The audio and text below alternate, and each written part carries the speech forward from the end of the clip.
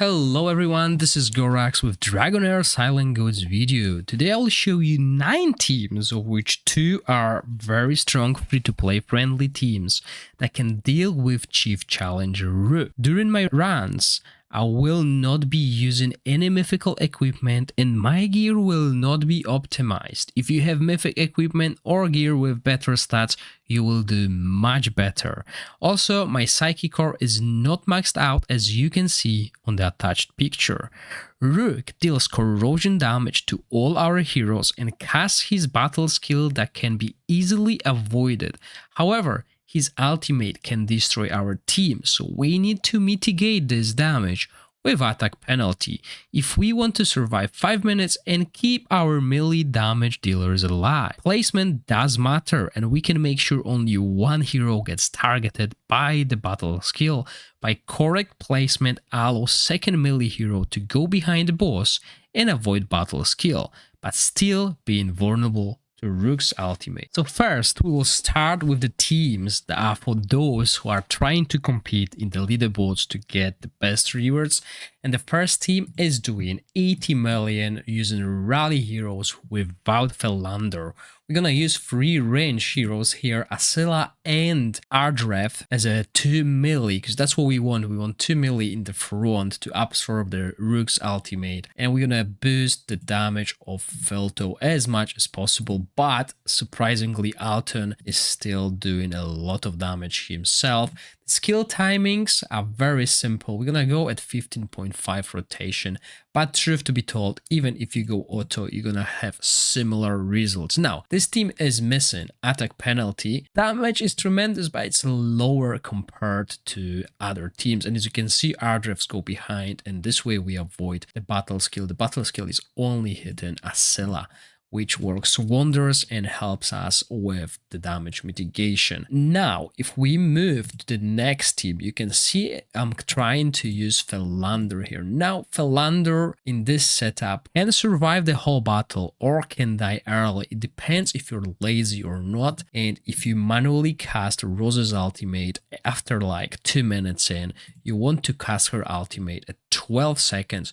Due to recharge speed penalty that she applies with the battle skill, she will desync, and if you don't do that, Philander will die later on. Okay, so you'll need to manually cast Rose's ultimate. If he survives the whole battle, you're looking at 74 million damage using this equipment and this timings. As you can see, I timed them. However, it is really optional. You don't need to time the damage dealers, as I'll prove it with the next teams. And the next team is one that I find very interesting. I'm going to use F2P here and his clones to solo tank ROOK.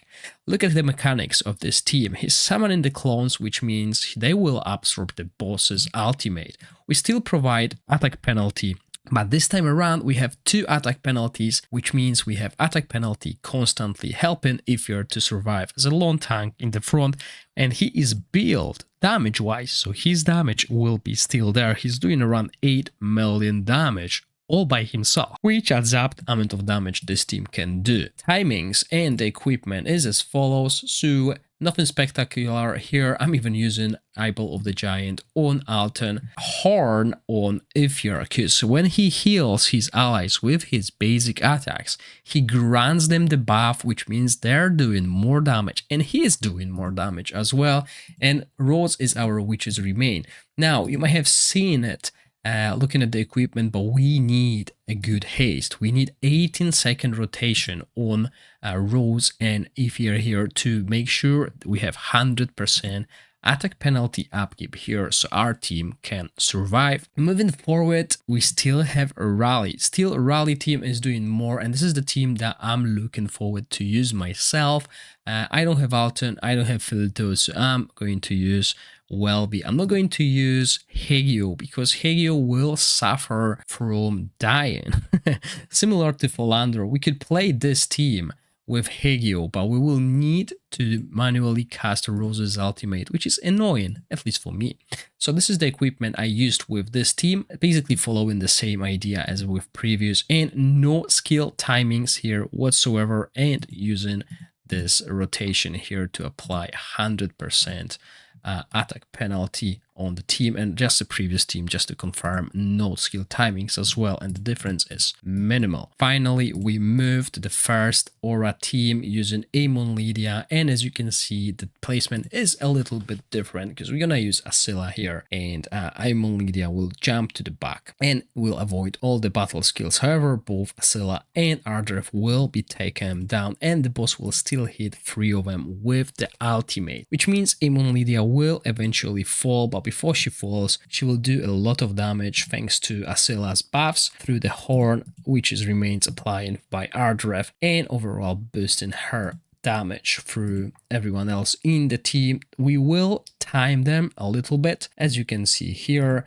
We'll start with her, giving 20% attack up to all aura heroes, followed by Daphne and Amon Lydia. If you know better timings, as I am not an aura player, if you know better timings, you can adjust it and get better results. Now, next team is the rally team, my rally team with a twist. I'm going to use Fathom Down and Skill. As someone who has Fathom Down but don't really have too many scrolls, I wanted to try this team, as Fathom Down can keep attack penalty on almost constantly, and we're gonna use very similar timings, which is no timings. Yes, that's what we love. Okay, everyone who is lazy loves when there's no timings because it's easy to follow. You just play it on default and you'll see that the Fathom Downs will apply both Witches Remain and Defense Down. However, if you're not skilling him, 100% chance of applying it until you scroll it, and the team is doing 48 million. Another Amon Lydia team that is doing 46 million. The difference is we put Rose in, and similar with Philander, if you manage to keep her alive for the 5 minutes, the damage will go up. Timings are very simple as well, following the previous rule, but changing it a little bit. I wanted to cast this after that so we can always have this on, and it works not too bad. Again, 12 to 18, but you will need to manually cast it at the end due to recharge speed penalty coming from the Rose's battle skill. Next team is finally the first free-to-play friendly team, and we're gonna use a very good duo. I believe as a free-to-play friendly player, you have Ardref from Season 2. If not, you missed out. Ardref is the best tank you can get in the game. If you don't have Ardref, try Garius, but it will not be so close because she is the Witches Remain applier. Okay, this is crucial. If you have Garius, don't have Ardref, you can put Witches Remain on top lane and it will work.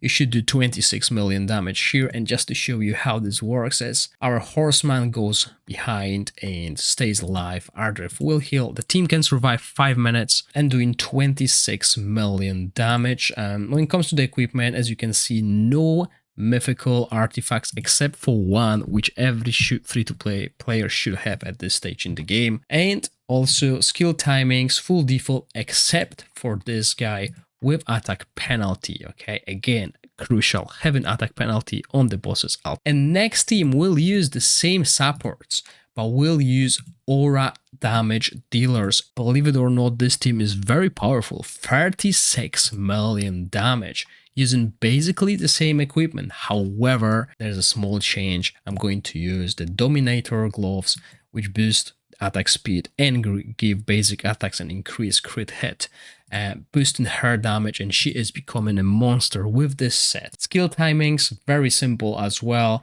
but we are timing our team. We want her to cast first, so when everyone attacks, she will follow with her attacks. I don't know if they count as basic attacks, but putting this set on her really improved this team's damage, and it's up to 36 million, which is quite good.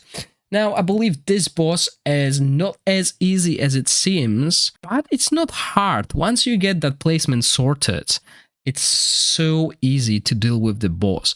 The other issue though is both rally team and aura teams are not doing good. The damage is really low, obviously with mythical equipment, with mythical gloves and the chest Moonlight Mantle, the damage and survival will go up, so you can only do better than I did in this video.